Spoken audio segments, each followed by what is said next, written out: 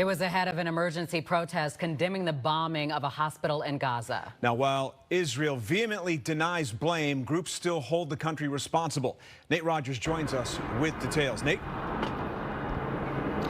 Hey, that's right. I'm Scott, and down right now, hundreds of folk have gathered here on Federal Plaza. The majority of people in support of the people of Palestine. But I will tell you, there are a few agitators that have showed up. That's why we're standing by Chicago police right now to remain safe. First, about 30 minutes or so ago, there was a lot of chaos that erupted here in downtown. A massive group was seen chasing after one man who apparently showed up opposing today's demonstration. The guy was heard saying it was our land first before being detained by Chicago police. The group first chanted for at least 10 minutes saying free Palestine. Then they named several local and national leaders, calling them, quote, war criminals. More than 500 people in total. And we're not just talking about Palestinians that have gathered here, folks from all demographics with signs and holding their native flag.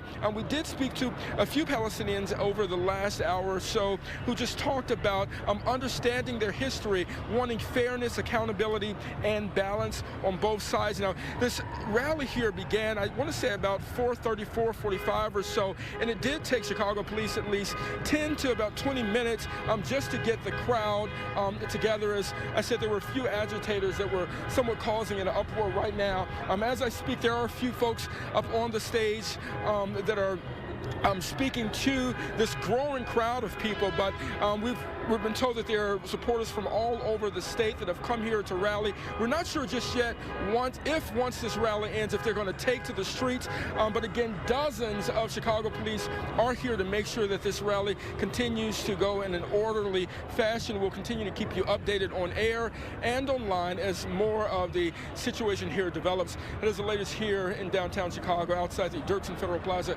Nate Rogers, Fox 32 Chicago.